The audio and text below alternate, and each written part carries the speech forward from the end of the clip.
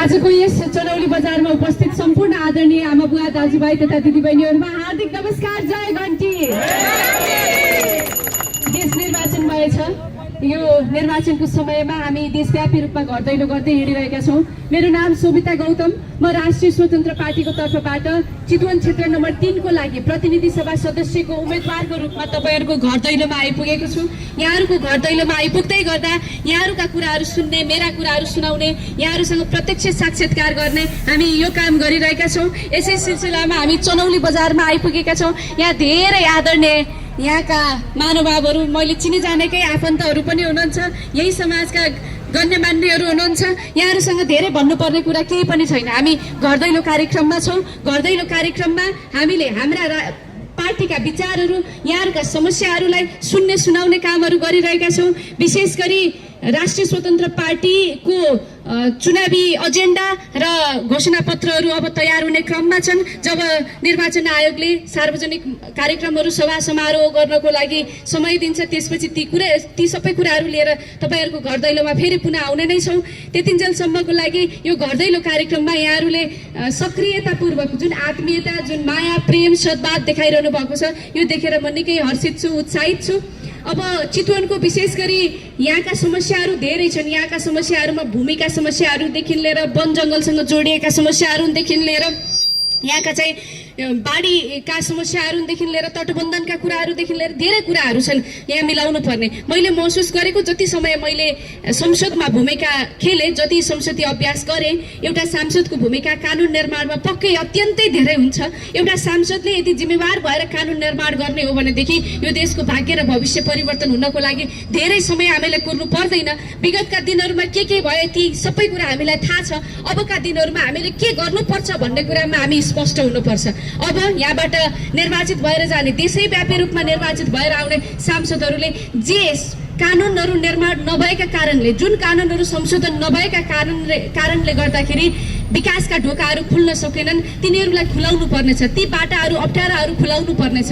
त्यसकारणले यो ठाउँबाट निर्वाचित भएर गइसके पछाडि यहाँ देखिएका समस्याहरूलाई नीतिगत रूपमै समाधान गर्नको लागि म तत्पर रहन्छु। यो बाचा तपाईहरुसँग गर्न चाहन्छु।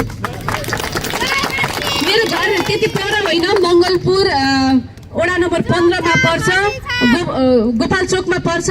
गोपाल चोकमा आएर मेरो घर तपाईहरुले जसलाई सोध्नु भए पनि बताइदिनुहुन्छ। मेरो घरको आँगन यहाँहरूको लागि सधैँ खुल्ला छ। जे परे पनि यहाँहरूसँग प्रत्यक्ष रूपमा साक्षात्कार गर्नको लागि म तत्पर नै छु। कानुन निर्माण गर्नुपर्ने समयमा मेरो आवश्यकता संसदमा हुन सक्छ, अन्य समय म यहाँहरूसँगै व्यतीत गर्नेछु र चितवनले जे भोगिरहेको छ त्यो भोगाइलाई मैले समाधान गर्नको लागि अगाडि बढ्नेछु। त्यसकारणले आदरणीय आमा बुवा दाजुभाइ तथा दिदीबहिनीहरू, हाम्रा सम्पूर्ण राष्ट्रिय स्वतन्त्र पार्टीका विचारहरू, हाम्रा भावनाहरू, हामीले भन्न चाहेका कुराहरू, हाम्रो भिजनहरू यहाँहरूले सबै कुराहरू आम सञ्चार माध्यमबाट देखिरहनु भएको छ। सामाजिक सञ्जाल, समाचार र हाम्रा पार्टीका वेबसाइटहरू, हामीले प्रत्यक्ष हाम्रा सामाजिक सञ्जालहरूबाट हामीले हाम्रा विचारहरू स्पष्ट पार्दै आइरहेका छौँ। अहिले यो नितान्त घर दैलो कार्यक्रम, यहाँहरूसँग प्रत्यक्ष रूपमा साक्षात्कार गर्ने, यहाँहरूका कुरा सुन्ने र मेरो कुरा सुनाउने कार्यक्रम, विशेष त यहाँहरूका कुराहरू सुन्ने कार्यक्रम, यो हिँड्दै गर्ने क्रममा आज धेरै ठाउँमा पुग्नु पनि पर्नेछ।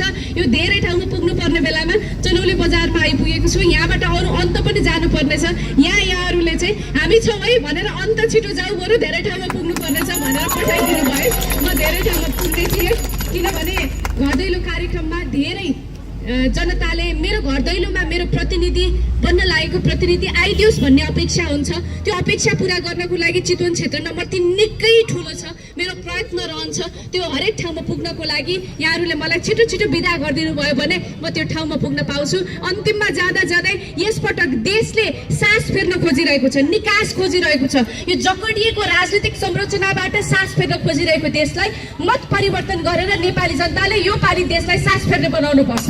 त्यसको लागि दुईटै मतपत्रमा घण्टी चुनाव चिन्हमा मतदान गरेर यसपटक बहुमतको सरकार निर्माण गराउनको लागि यहाँहरू सम्पूर्णमा आग्रह गर्न चाहन्छु। अरू अन्य कुराहरू तपाईँहरूसँग पुनः विभिन्न माध्यमबाट भेट हुने नै छ। अहिलेको लागि चुपचाप घण्टी छापलाई एकजुट गरेर लाग्नुको लागि आग्रह गर्न चाहन्छु। हवस्, नमस्कार, जय घण्टी। धन्यवाद आदरणीय व्यक्तित्व सोभिता गौतम, जो चितवन क्षेत्र नंबर 3 का उम्मीदवार